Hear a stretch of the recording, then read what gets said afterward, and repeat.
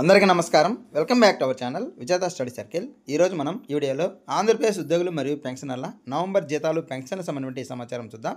అంతకంటే ముందుగా మన ఛానల్లో ఉద్యోగులు మరియు పెన్షనర్లకు సంబంధించిన జీతాలు, పెన్షన్లు, డిఏ, పిఆర్సీ, సర్వీస్ మ్యాటర్ సంబంధించి ప్రతి అంశాన్ని వివరిస్తూ విశ్లేషణ చేస్తూ 100% ఖచ్చితమైన తాజా సమాచారంతో వీడియో చేయడం జరుగుతుంది.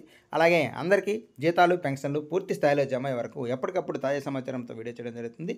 అలాంటి వీడియోస్ కావాలనుకుంటే మన ఛానల్ సబ్స్క్రైబ్ చేసుకొని ఫాలో అవ్వండి. మీకు తెలిసిన వారికి తెలియచేయండి. అలాగే వీడియో లైక్ చేసిన తర్వాత అక్కడ హైప్ అని కనిపిస్తుంది, దాని మీద టచ్ చేసినట్లయితే మన వీడియో ఎక్కువ మందికి చేరే అవకాశం ఉంది. ఇక ఆలస్యం చేయకుండా మన వీడియోలోకి వెళ్దాం. మధ్యాహ్నం నుంచి బిల్లుల్లో కదలిక వచ్చింది. అయితే ఇప్పుడు 5 గంటల సమయం నుంచి మనకు జీతాలు జమ కావడం అనేది ప్రారంభమైంది. ఇది దానికి సంబంధించి ఒక ఎగ్జాంపుల్. ఇట్లా చాలామందికి జమ కావడం జరిగింది. నాకు కూడా అప్పుడే 6 గంటల సమయంలో జమ కావడం జరిగింది. ఇంకా కొన్నిటికి బ్యాచ్ నెంబర్స్ పూర్తి స్థాయిలో అలాంటి ఉన్నాయి. వారికి కూడా మాది కొద్దిసేపట్లో అంటే ఒక 5-10 నిమిషాల్లోనే దాదాపు హాఫ్ అన్ అవర్ లోపే వీరికి బ్యాచ్ నెంబర్స్ వచ్చిన వారికి జమ అయ్యే అవకాశం ఉంది. ఈ విధంగా 0 బ్యాచ్ నెంబర్స్ వచ్చే వారికి ఒక హాఫ్ అన్ అవర్ వరకు పైనే టైం పట్టే అవకాశం ఉంది. మొత్తం మీద మధ్యాహ్నం నుంచి బిల్లుల్లో కదలిక వచ్చింది. ఈ బిల్లుల్లో కదలిక వచ్చింది ఉద్యోగులకు సంబంధించి బిల్లులు మాత్రమే ఇప్పటి వరకు కదలిక వచ్చింది. జమ అయింది కూడా ఇప్పటి వరకు ఉద్యోగులకు మాత్రమే.